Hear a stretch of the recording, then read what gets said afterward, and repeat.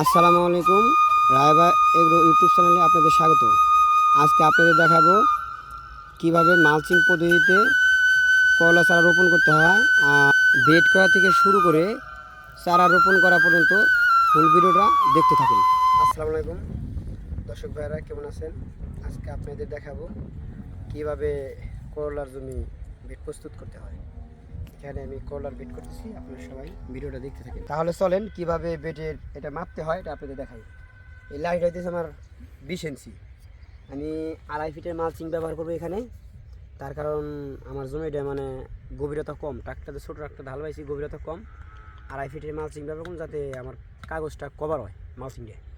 এটা হইতেছে 20 ইঞ্চি, 20 ইঞ্চি আছে এটা, 20 ইঞ্চি হইতেছে বেড। আর ড্রেনটা দেবো আমি 22 ইঞ্চি, মানে 2 ইঞ্চির চেয়ে বেশি। ড্রেনটা একটু বেশি দেওয়ার কারণ হলো মাঝখানে চলাফেরা করাটা সুবিধা হবো এবং মাটিটা একটু বেডে বেশি উঠবো। এটাই হইতেছে টেকনিক। এটা হচ্ছে ড্রেনের মাপ। তাহলে এবার চলেন কীভাবে বেডের মাপ উঠাইতে হয় দেখতে থাকেন।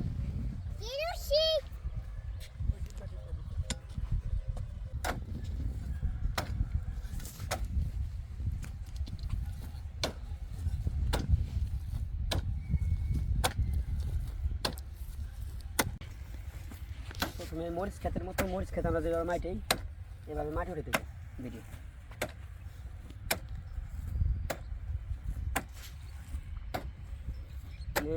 ফুল ভিডিও যদি আপনাদের দেখাতে দেয় তাহলে ভিডিওটা অনেক বড় হবো। আপনাদের বোঝানোর স্বার্থে আমি কাজ এনে স্টপ রাখলাম। এখন দেখাবো মাটি মানে এটা দিয়ে, এটা একটা গছ দেখতেছেন হাতে, এটা দিয়ে করার কারণ হইতেছে মানে হাত দিয়ে করতে অনেক সময় লাগে, আর এটাতে অনেক দ্রুত কাজ আয় গায় এবং কি সমানও হয় ভালো মতন। এই দেখেন কীভাবে করে, কীভাবে সুতা লেভেল আগে আমার সুন্দর করে মাটিটা সমান করতে হবে, লেভেল করতে হবে, উঁচে নিচে হাতে সমান। এটা আমি আগে দেখব। আর আপনি যখন এটা করবেন অবশ্যই মানে বেড সমান করার পরে এইদিকে বসবেন, বসে দেখবেন কোন জায়গা উইছে কোন জায়গায় নিচে হইলো। আমার মনে হচ্ছে সেই জায়গাটা একটু উইছে, উঁচেটা আমি মাটির টাইনে নিচে জায়গাটা দিয়ে দেবো, যাতে আমার বেডটা সমান হয়ে যাবে। এটা করার পরে আমি অল্প একটু আপনাদের করে দেখাই। তারপরে আমি এইভাবে সাইডে কোপ দেবো। এভাবে কোপ দিলে একবার অ্যাকুরেট, কোনো জায়গায় কম বেশি হবো না, যেহেতু সব মাপের কাজ। এই পাশে কোপ দেবো, তারপর আমি এই পাশে কোপ দেবো। এভাবে সুতেলি সই করে দুই পাশে কোপ দেবো। কোপ দেওয়ার পরে কোপ দেওয়ার পরে যে মাটিটা আমি কোপ দিলাম, এই মাটিটা আমি আবার সুন্দর করে বেঠে উঠে দেবো। মাটিটা বেঠে উঠে দেওয়ার কারণ হইতেছে ড্রেনে সারি মাটি কটা থাকলো না, আর হইতেছে আপনার এই বেডটা উঁচে হইলো। দুই পাশে মাটি, যে মাটি করে পোলার উঠাই দিই তাহলে মাটিটা আমার উঁচে যেতেছে বেডটা। পাশে মাটি উঠে দিই, এই পাশে মাটি উঠে দেওয়ার পরে আমার বেডটা মোটামুটি উঁচে হয়ে গেল।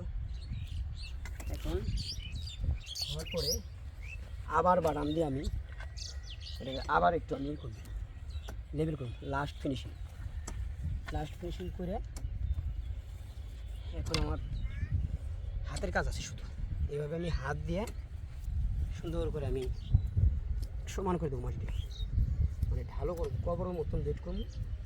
তার জন্য আমার করতে হবে দুই পাশ থেকে মাটি ডেবে উঠে, যদি বড় ইটা থাকে এটা একটু ভেঙে দেবো হাতে। আপনাকে দেখাবো কীভাবে মালচিং ব্লক করতে হয়। এভাবে প্রথম এখন সময় বিকাল আপনি এই গোড়াটা ভালো রাখতে সুন্দর করে 45 মিনিট। পাশটা না উঠে যায় আটকায় দিয়ে এটা আপনার ভালো করে পাড়া আটকে দিতে হবে। দেওয়ার পরে দুই পাশ থেকে ধরে দুজনে এটা টেনে ওই পাশে নেজবুলটা ওই পাশ থেকে এই মাথায় নিয়ে আসতে হবে, তাই না? এইভাবে তাই না আনার পর এখানে শেষ করতে হবে। শেষ করে এই জায়গাটা কাঁচি দিয়ে বা যে কোনো ধারালো বস্তু যেটা কেটে দিতে হবে। টান্ডার করে একবারে টান্ডার করে ধরো, এটা সর লাগবো। ঠিক আছে না? কোদাল দিন।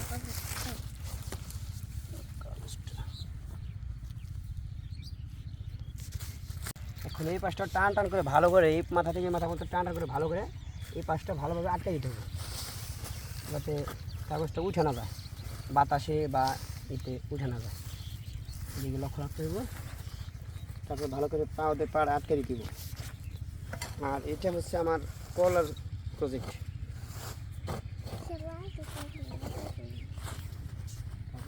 এখন ব্লক করার পরে এইভাবে সুন্দর করে দুই পাশ থেকে পাড়া দিতে হবে, টান টান, যাতে কাগজটা একদম টান টান হয়।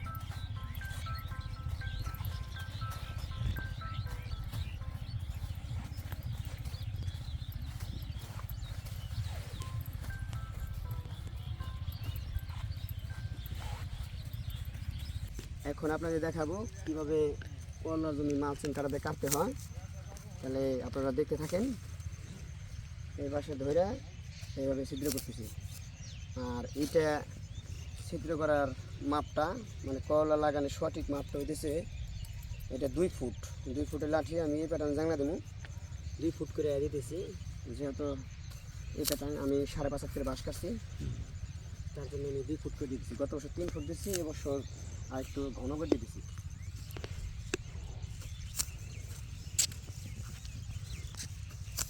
সুবিধার্থের জন্য চারাগুলো আগে প্রতিটা ছিদ্রতে নামাইতে দিতেছি।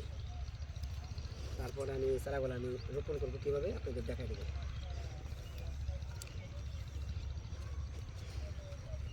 এখনই দেখাই দিই চারা গাড়ার সঠিক নিয়মটা।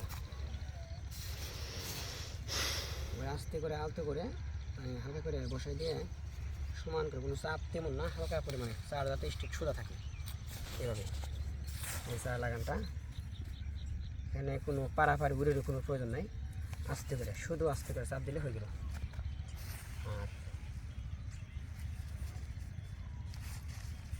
আর এরপর চারা লাগানোর পরে আমি যেটা করবো সেটা হচ্ছে একটু গাছের গোড়ায় পানি দিয়ে দেবো।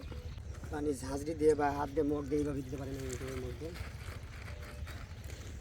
এরপরে শুধু ঝাঁঝরি দেন, শুধু ঝাঁঝরি দিতে পানি, পানিতে হালকা করে দিতে হবে, খুব বেশি দেওয়া যাবে না। আর মাটিতে যদি রস কম থাকে তাহলে দিতে পারেন।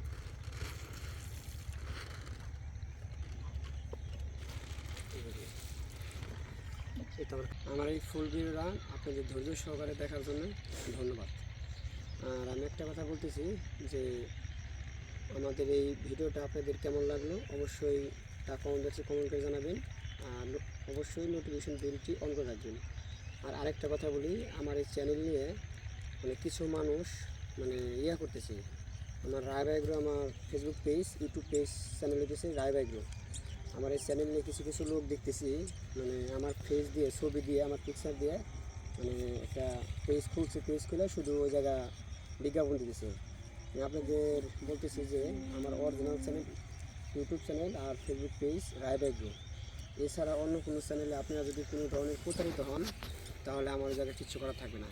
অনেকেই মানে ফোন নাম্বার দিয়ে বা আমার পেজের ছবি টবি দিয়ে আপনারা যাদের প্রতারিত করতে পারে, প্রতারক হইতে আপনারা সাবধান। মানে আমার অরিজিনাল চ্যানেল থেকে আপনারা আমার ফোন নাম্বার কালেক্ট করে আমার সাথে যোগাযোগ করবেন। আর আমার সাথে যোগাযোগ করার ঠিকানা হচ্ছে মানিকগঞ্জ জেলা শিবলাই থানা, কয়রা নতুন বাজার। আমার ফোন নাম্বারটা হচ্ছে 017-140-52268। ধন্যবাদ।